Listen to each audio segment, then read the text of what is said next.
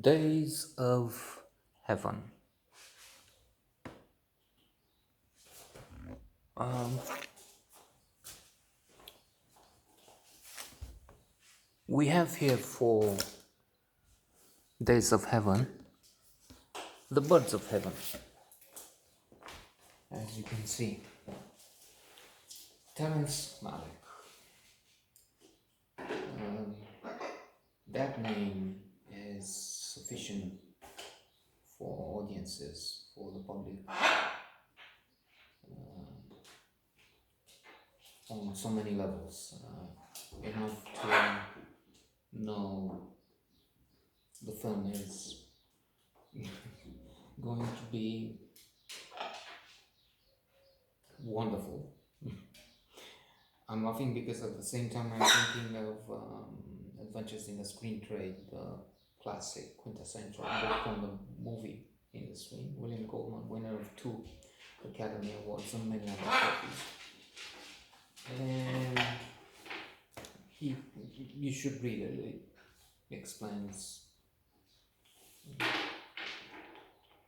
all that happens in Hollywood. But there is a catch. Nobody knows if this or that film will be successful or a flop, a disaster.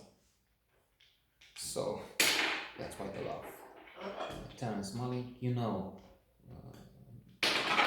now what you will see. You have History of a Tree of Life. You have The Thin Red Line. You have Days of Heaven. And you know, the cinematography is poetic. This is a man that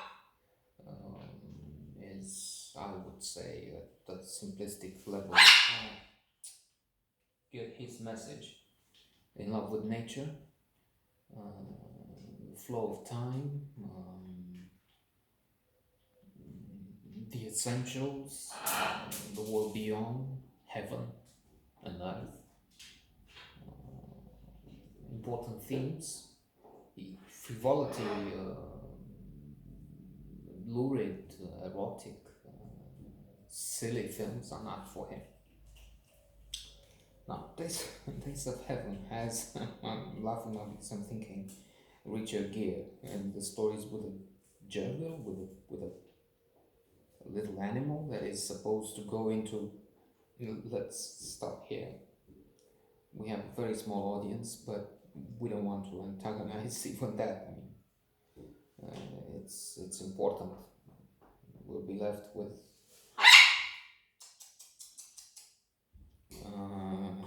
talking to them. Sam Shepard, such a fantastic actor.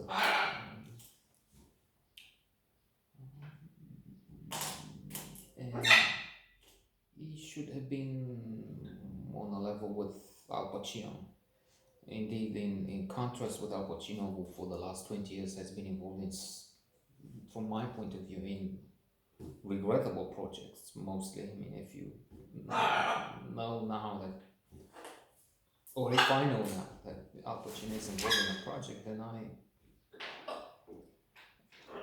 I'm aware I better avoid it. Yes, he was nominated for this, for the Golden Globes, and they laughed at him because he seemed to be, with the zoom and the way they arranged the Golden Globes, he seemed to be not just bored, but more than reluctant to be there to participate on. So I didn't see the ceremony. Who did? But I watched some of the jokes made on his participation. It wasn't the only jocular aspect. So we have Sam Shepard as the father, Richard Gere as Bill, and Brooke Adams as Abby, for an Oscar winner, this film, not in the main categories, but it was nominated for a Golden Globes in Best Movie Drama, Best Director, and more importantly, again for yours truly, it was nominated for the most important cinematic prize of all, the Palme d'Or. And at Cannes, it won Best Director trophy. So that says a lot. And in terms of story, we have Bill maybe as drifters, nomads. We can make a parallel with No Man Land, the movie of the 2020. I guess it has a 97% chance to win the Oscar. When is it? Next week or the week after that? 27th of April, which happens to be my daughter's birthday. Okay.